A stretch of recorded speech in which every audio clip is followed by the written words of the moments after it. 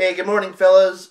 Today's just the introduction video, so I'm just going to answer the questions, try and keep it pretty short for the summer, so let's just get right on to the questions. The first question is, if you could be a pear or a mango, which would you be and why? Now, if I had to choose between the two of them, I would pick to be a mango, because the mangoes have delicious flavors, and because the last time I was at a smoothie shop, I don't remember seeing pears on the menu, but if they are on the menu, then I probably wouldn't order a smoothie with pear in it off of the menu unless it had some pretty other awesome fruits in it that complemented it really well. But I don't really know what kind of fruits that would be. So I would just stick with mango because mangoes are delicious. Everyone loves them, I think, and they should if they don't, and because smoothies are also pretty awesome. The second question is, if you could travel anywhere in the world, where would you go first?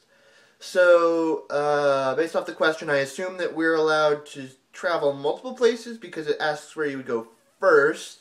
So I would probably go to South Carolina first to visit my grandparents because I haven't seen them in a little while, and it would be nice to see them again.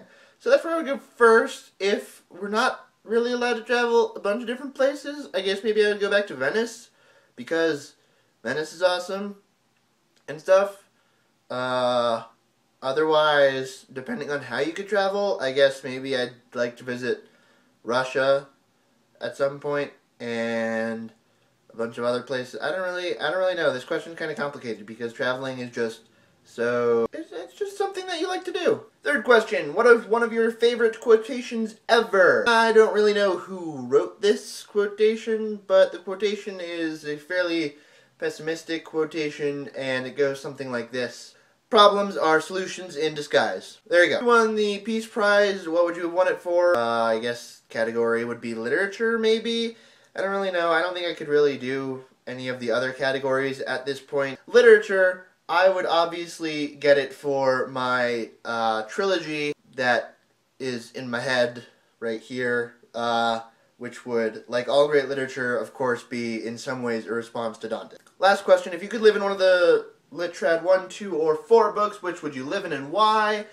And I'm going to have to go with, I was really thinking Littrad 4 for a long time for this question, and it really made sense to me to try and say Go Down Moses because, I think that that's the really great life. And then I started thinking about it and going, wait, we read other books besides the Littrad 4 books, and obviously Littrads 1 and 2 are in there, but I've just been thinking about Homer. I don't really want to live in Homer because I feel like that would be kind of a scary world. But, the more I think about it, the more I'm wondering why I didn't think about Dante to begin with, since I just mentioned him like a couple of minutes ago. And if I had to live in any of the Littrad books, I would live in the Paradiso, because I don't really think I need to give you a reason for that. It's just, but if it was another book besides that, I'd probably pick Go Down Moses, because I feel like the lives that the people in Go Down Moses live are fairly good, I guess. I mean, they're not perfect, obviously, but they're certainly not like the worst lives you could live. I wouldn't really want to live in Jane Austen, at least not that book.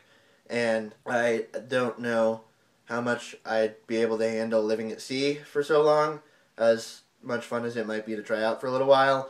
And living in the poor regions of Russia during the time when Raskolnikov would have been around doesn't really seem very enticing to me.